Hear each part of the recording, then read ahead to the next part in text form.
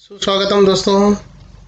आज हम बाल महाभारत कथा के अंतर्गत जो है हम अम्बा और भीष्म इस कथा की ओर हम ध्यान दे रहे हैं।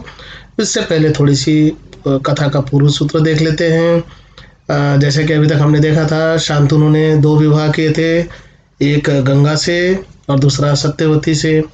तो गंगा से उनको पुत्र हुआ देवव्रत और सत्यवती से हुए चित्रांगद और विचित्रवीर्य।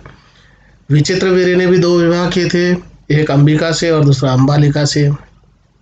तो यहाँ पर विचित्रवीर्य के विवाह के संबंध में जो कथा है वो अम्बा और भीष्म इसके अंतर्गत हम देख रहे हैं। तो चलिए आज हम चौथा अध्याय देख रहे हैं, अम्बा और भीष्म।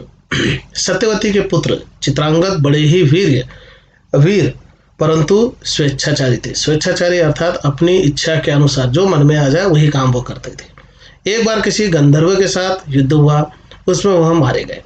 उनके कोई पुत्र न था, इसलिए उनके बेटे भाई विचित्रवीर्य हस्तिनापुर की राज्य गद्दी पर बैठे। विचित्रवीर्य की आयु उस समय बहुत छोटी थी, इस कारण उनके बालिग होने तक राजकाज भीष्म को ही संभालना पड़ा। जब विचित्रवीर्य विवाह के योग्य हुए तो भीष्म को उनके विवाह की चिंता हुई। उन्हें खबर लगी कि काशीराज की कन्याओं का स्वयंवर होने वाला है। यह जानकर भीष्म बड़े खुश हुए और स्वयंवर में सम्मिलित होने के लिए काशी रवाना हो गए।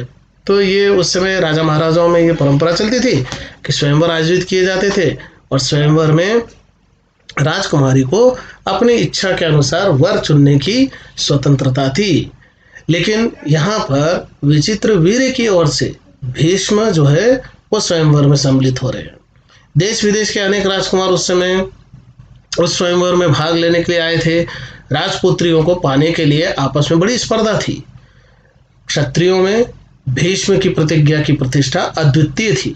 उनके महान त्याग और भीषण प्रतिज्ञा का हाल सब जानते थे। हम सभी जानते हैं कि भीष्म का नाम भीष्म इसलिए पड़ा है कि उन्होंने एक भीषण प्रतिज्ञा की थी।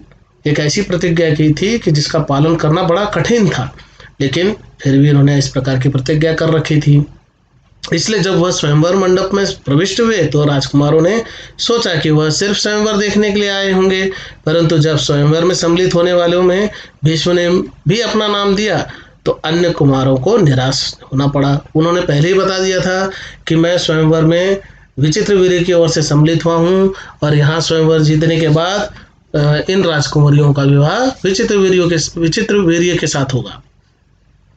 उनको क्या पता था कि दृढ़ वृत्ति भीष्म अपने लिए नहीं वरन अपने भाई के लिए स्वयंवर में सम्मिलित हुए हैं। सभा में खलबली मच गई। चारों ओर से भीष्म पर फप्तियां कसी जाने लगी। फप्तियां अर्थात ताने मारने लगे राजकुमार। माना कि भरतवंशी भीष्म बड़े बुद्धिमान और विद्वान हैं, स्वयंवर से इन्हें क्या मतलब, इनके प्रण का क्या हुआ। प्रण अर्थात प्रतिज्ञा। जीवन भर ब्रह्मचारी रहने की इन्होंने जो प्रतिज्ञा की थी, क्या वह झूठी थी। इस भांति सब राजकुमारों ने भीष्म की हंसी उड़ाई। यहाँ तक कि काशीराज की कन्याओं ने भी भीष्म की तरफ से दृष्टि फेर ली और उनकी अवहेलना सी करके आगे की ओर चल पड़ी। तो इस प्रकार से लगभग सभी राजकुमारों ने और राजकुमारियों ने भी भीष्म का एक प्रकार से अपमान कर दिया। उनकी अवहेलना की देखकर भी न देखने का अभिनय कर लिया। इससे जो है भीष्म बड़े क्रोधित हो गए। भीष्म इस अवहेलना को सह न सके, इस अपमान को सह न सके। उन्होंने सभी राजकुमारों को हराकर तीनों कन्याओं को बलपूर्वक रथ पर बिठा लिया और हस्तिनापुर को चल दिए। सौभ देश का राजा साल्व बड़ा वीर था। काशीराज की सबसे बड़ी कन्या अम्बा उस पर अनुरक्त थी अर्थात वो उससे प्यार करती थी और उसको मन ही मन अपना पति मान चुकी थी। साल्व ने भीष्म के रथ का पीछा किया और उसको रोकने का प्रयत्न किया। इस पर भीष्म और साल्व के बीच घोर युद्ध छिड़ गया। भीष्म ने उसे हरा दिया, किंतु काशीराज की कन्याओं की प्रार्थना पर उसे जीवित ही छोड़ दिया। अब काशीराज की कन्या में जो सबसे बड़ी कन्या थी अम्बा, वह साल्व से प्रेम करती थी और साल्व भी उससे प्रेम करता था। इसलिए साल्व ने भीष्म को रोकने का प्रयास किया, लेकिन युद्ध में वो हार गया और युद्ध में हार गया तो भीष्म उसे मार देना चाहते थे, किंतु तीनों कन्याओं के अनुरोध पर उसे जीवित छोड़ दिया। भीष्म काशीराज की कन्याओं को लेकर हस्तिनापुर पहुंचे। विचित्रवीर्य के विवाह की सारी तैयारियां हो जाने के बाद जब कन्याओं को विवाह मंडप में ले जाने का समय आया तो काशीराज की बड़ी बेटी अम्बा एकांत में भीष्म से बोली, गांगे, मैंने अपने मन में शौभ देश के राजा शालू को अपना पति मान लिया था। अब यहाँ गांगे शब्द जो है वो भीष्म के लिए प्रयोग में लाया गया। गंगा के पुत्र थे इसलिए गांगे। अब उन्होंने अर्थात अम्बा ने भीष्म को बता दिया कि मैं शालू को अपना पति मान चुकी हूँ। इस बीच आप मुझे बलपूर्वक यहाँ ले आए। मेरे मन की बात जानने के बाद आप मेरे बारे में अब जो उचित समझे करें। भीष्म को अम्बा की बात जची अर्थात ठीक लगी, सही लगी। उन्होंने अम्बा को उसकी इच्छा अनुसार उचित प्रबंध के साथ शालू के पास भेज दिया और अम्बा की दोनों बहनों अंबिका और अंबालिका का विचित्रवीर्य के साथ विवाह कर दिया। अब ये तीनों राजकुमारियों का विवाह विचित्रवीर्य के साथ होने वाला था, लेकिन अम्बा की इच्छा के अनुसार भीष्म ने उसे शालू के पास भेज दिया। अम्बा अपने मनोनीत वर्ष शोभराज शालू के पास गई और सारा वृत्तांत कह सुनाया। उसने कहा, राजन, मैं आपको ही अपना पति मान चुकी हूँ। मेरे अनुरोध से भीष्म ने मुझे आपके पास भेजा है। आप मुझे अपनी पत्नी स्वीकार कर लें। पर शालू ना माना। उसने अम्बा से कहा, सारे राजकुमारों के सामने भीष्म ने मुझे युद्ध में पराजित किया और तुम्हें बलपूर्वक हरण करके ले गया। इतने बड़े अपमान के बाद मैं तुम्हें कैसे स्वीकार कर सकता हूँ। तुम्हारे लिए अब उचित यही है कि तुम भीष्म के पास जाओ और उनकी सलाह के मुताबिक ही काम करो। तो यहाँ शालू ने भी मना कर दिया कि मैं युद्ध में हार चुका हूँ और भीष्म मुझसे जीत कर तुम्हें लेकर ले गए थे, इसलिए मैं अब तुम्हें नहीं अपना सकता। बेचारी अम्बा हस्तिनापुर लौट आई और भीष्म को सारा हाल कह सुनाया। उन्होंने विचित्रवीर्य से कहा, वत्स, राजा शाल्व अम्बा को स्वीकार नहीं करता। इससे विदित होता है कि उसकी इच्छा अम्बा को पत्नी बनाने की नहीं थी। तो इस प्रकार से जो है विचित्रवीर्य से भीष्म ने प्रार्थना की कि भाई तुम जो है वत्स, तुम अम्बा को अपना लो, लेकिन विचित्रवीर्य ने भी मना कर दिया। अब उसके साथ तुम्हारा विवाह करने में कोई आपत्ति नहीं रही, पर विचित्रवीर्य अम्बा के साथ विवाह करने को राजी ना हुआ। बेचारी अम्बा न इधर की रही न उधर की, कोई और रास्ता ना देख वह भीष्म से बोली, गांगे, मैं तो दोनों ओर से गई, मेरा कोई भी सहारा न रहा। आप ही मुझे हर लाए थे, अतः अब आपका यह कर्तव्य है कि आप मेरे साथ विवाह करें।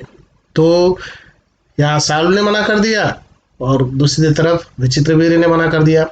तो अम्बा ने भीष्म से ही प्रार्थना की कि अब आप ही मेरे साथ विवाह कीजिए।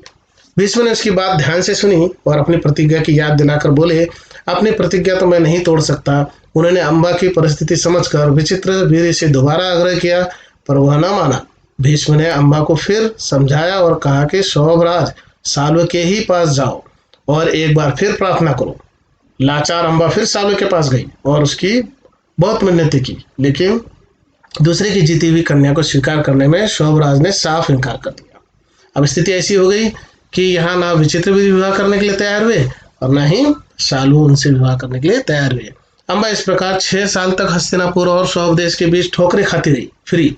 उसने अपने इस सारे दुख का कारण भीष्म को ही समझा। उन पर उसे बहुत क्रोध आया और प्रतिहिंसा की आग उसके मन में जलने लगी। तो स्थिति ऐसी हो गई कि 6 साल तक अम्बा जो है दोनों तरफ ठोकरें खाती रही, मतलब जा जाकर आती रही, लेकिन दोनों ने ही उसे अपनाया नहीं। दोनों, ना शाल्व नरेश ने उसके साथ विवाह किया और ना ही विचित्रवीर्य ने। और फिर अम्बा को ऐसे लगने लगा कि इस मेरी दुर्दशा के जिम्मेदार जो है वो भीष्म है, और इसलिए वह उनसे बदला लेने की सोचने लगी। भीष्म से बदला लेने की इच्छा से वह कई राजाओं के पास गई और उनको अपना दुखड़ा सुनाया। भीष्म से युद्ध करके उनका वध करने की उसने राजाओं से प्रार्थना की, पर राजा लोग तो भीष्म के नाम से ही डरते थे। किसी में इतना साहस न था कि भीष्म से युद्ध कर सके। क्षत्रियों से एकदम निराश होकर अम्बा ने तपस्वी ब्राह्मणों की शरण ली। तपस्वियों ने कहा, बेटी तुम परशुराम के पास जाओ, वे तुम्हारी इच्छा अवश्य पूरी करेंगे। तब ऋषियों की सलाह पर अम्बा परशुराम के पास गई। तो भीष्म का शौर्य इतना ज्यादा था कि कोई भी राजा उससे युद्ध करने के लिए तैयार न हो। तो फिर राजकुमारी अम्बा जो है वो ब्राह्मणों के पास गई। ब्राह्मणों ने उसे सुझाव दिया कि तुम परशुराम के पास जाओ, परशुराम ही तुम्हारी मदद कर सकते हैं। इस प्रकार से परशुराम के पास अम्बा पहुंच गई। अम्बा की करुण कहानी सुनकर परशुराम का हृदय पिघल गया, वो द्रवित हो गए। उन्होंने दयार्थ स्वर में कहा, काशीराज कन्या तुम मुझसे क्या चाहती हो? अम्बा ने कहा, ब्राह्मण वीर मेरी प्रार्थना केवल यही है कि आप भीष्म से युद्ध करें, मैं आपसे भीष्म के वध की भीख मांगती हूँ। परशुराम को अम्बा की प्रार्थना पसंद आई। बड़े उत्साह के साथ वो भीष्म के पास गए और उन्हें युद्ध के लिए ललकारा। दोनों कुशल योद्धा थे और धनुर्विद्या के जानकार भी। दोनों ही जितेंद्रिय और ब्रह्मचारी थे। तो जितेंद्रिय का अर्थ होता है अपनी इंद्रियों पर विजय पाना। अब अपनी इंद्रिया कौन कौन सी है? आंख, नाक, कान, त्वचा, जितने भी ज्ञान इंद्रिया है उन सभी पर जो विजय प्राप्त कर लेता है वो जितेंद्रिय है। जिसने मन पर नियंत्रण प्राप्त कर लिया वो जितेंद्रिय है। और ब्रह्मचारी अर्थात बिना विवाह के ब्रह्मचर्य का पालन करने वाले। तो परशुराम ने भी विवाह नहीं किया था और जितेंद्रिय थे। ठीक इसी प्रकार से भीष्म भी जितेंद्रिय थे और ब्रह्मचारी थे। समान योद्धाओं की टक्कर थी। कई दिनों तक युद्ध होता रहा, फिर भी हार जीत का निश्चय न हो सका। अंत में परशुराम ने हार मान ली और उन्होंने अम्बा से कहा, जो कुछ मेरे वश में था कर चुका, अब तुम्हारे लिए यही उचित है कि तुम भीष्म की ही शरण लो। अब यहाँ पर परशुराम ने भी हार मान ली, पर अम्बा ऐसी बातों से कब विचलित होने वाली थी। उसने वन में जाकर फिर तपस्या शुरू की और तपोबल से स्त्री रूप छोड़कर पुरुष बन गई।